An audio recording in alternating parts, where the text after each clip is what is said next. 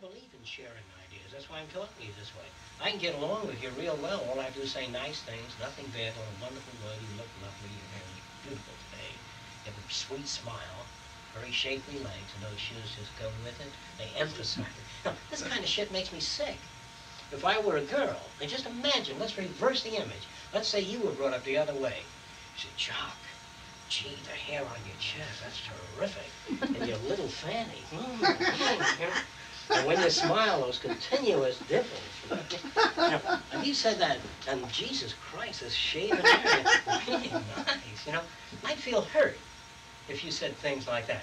Then you touch my hand, you say, oh, nice. Now, don't give me that shit, please. You know what I mean? Don't hand me that kind of stuff. If I were a female, I'd never let a guy talk to me the way they talk to women. I would try to engage in conversation with a person, try to get to know the person, their areas of interest, the things they like to do. I talk to you just like any other guy, like a human being, a person. And if in time two people learn to like each other, by being extensional and sharing ideas, this is ultimately what man really wants. But the idea of arranging situations so that I can seduce you, turning on good music, lower the lights, you know, all that sort of thing, and tell you how pretty you look in the moonlight. All that kind of horseshit is like selling, you know, selling something to somebody. And I think that seductive behavior and sex ought not to be pursued as it is today. I think if people relate fairly well, they go to bed with each other. Or if they don't relate fairly well and they want to get laid, they go to bed. If they don't want to get laid, they don't go to bed. And you never go to bed with a guy because he wants to get laid. You go to bed with a guy because you want to get laid. Don't do anybody any favors.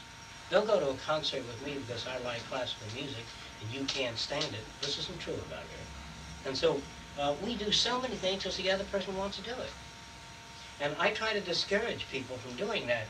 Like I did try to discourage a girlfriend of mine from doing certain things. She'd say, oh, they're having a fashion show at Euripides Sneed's, you know. And I'll go with her. Won't say anything. And next day, I say there's a electronics exhibit and microcircuitry at the medical exposition. Let's go. I don't know. I said, look, you go to your fucking dress exhibit, and I'll go to the other thing. And we can still be friends in the areas we're friends in.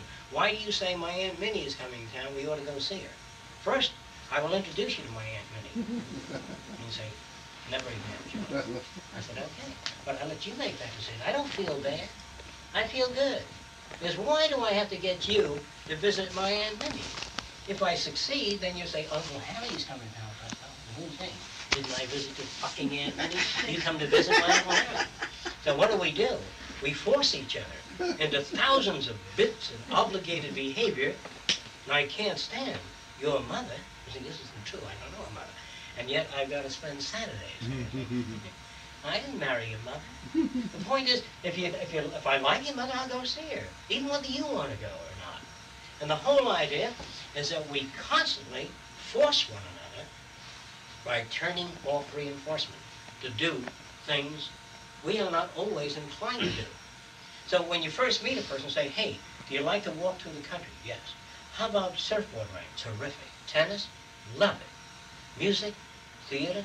Fantastic. And go through a lot of things with a person. Let's say, hey, I think we can relate well. Then you say, hey, sexually, once every 2 months. I'm afraid we can't.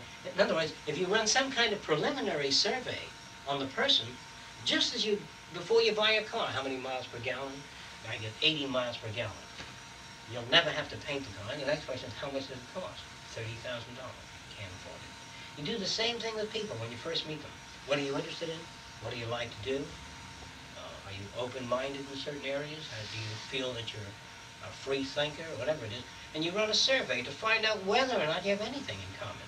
But many girls and many guys, they'll walk over and say, hey, you know, what are you doing Saturday? How about having dinner with me? Well, I can have dinner alone. I don't know why I want to have it with you.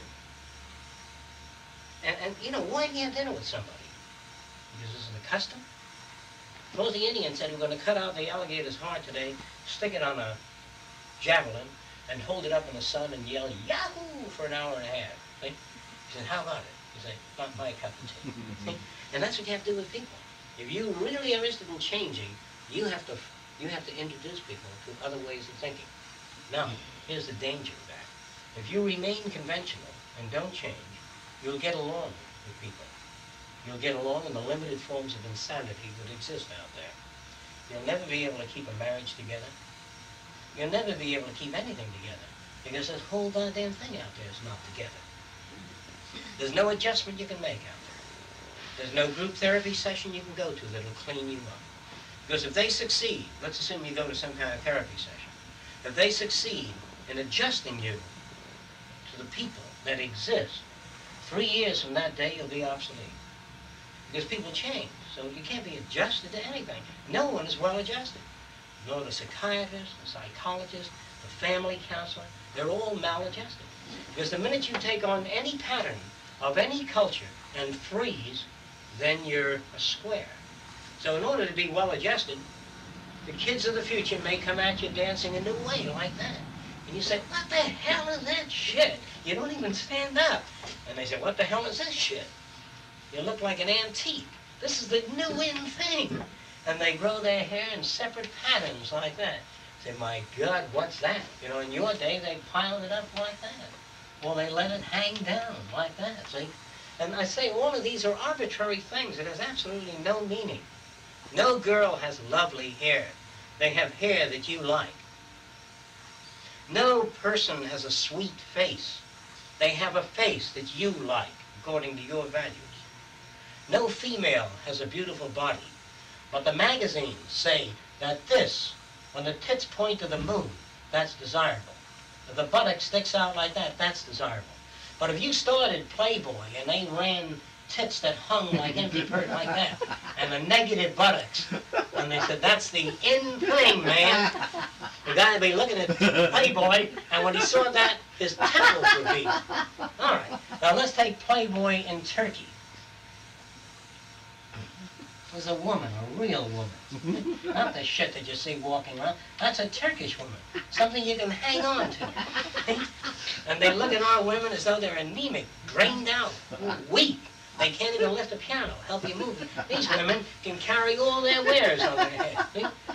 You put all the straw on their back, they milk the cows, they can do work. Now that's a woman. And there are no beautiful women, there are no beautiful bodies. There are bodies that are less adequate. In other words, if one leg is super thin with a bulging knee, you have difficulty climbing hills if you're that weak. And so there's an optimal proportion for man and women for their age, and so they're like eyesight. But there's no beauty. You may have a nose like that, and you may like poetry, art, physics, and science, you know. And I have been brought up to think of that goddamn nose like a hot dog, and that's a funny-looking nose. And so I won't even talk to you, but you're the person I could have most in common with. I can live a rich life. But I gotta have Louise. Well, she has this kind of nose. Hates science, can't stand logic, very emotional, unreasonable, but she's cute. The kind of world you live in, the movies that push that shit constantly, see? And, you know, sometimes I go out with a girl and I bring her home and we say, how come you go out with such a fat girl? And sometimes I bring a girl that's very Spanish and very sad looking. How come you go out with a sad girl? However the person looks doesn't matter. What's important is how you relate and how well you relate. You know, you meet a guy who's got a beard down to his knees. Your friends are going to bother you because they make judgments right away. And people do that all the time. You look like a no-good son of a bitch. You look like that goddamn barmaid that stripped me out of my weak self. And they get mad at you because you look like somebody else. And we do this. We go to a party and we look at people. And I say, can I use you? I don't like it. I don't know what the hell it is. I don't like it. He said, you don't know it. Why don't you give it a chance? You know, talk to it. So, well, all right. So this is no good either. Because when I go to a restaurant with you, you reach for something, you knock over the ketchup. I said, there it is. There it is. I knew it. And, you know, I can go out with anybody, and once you've got that, you know, you're in that damn, what are you, a Greek or something? and once he reaches for the, you know, onions and mustard, or does anything that I don't like, I says, there's the Greek always coming out. And he said, by the way, I'm not Greek, I'm Polish. I said, I knew this I didn't like about you. See? In other words, so when you start out being tolerant, which is strictly shit, we don't want racial tolerance.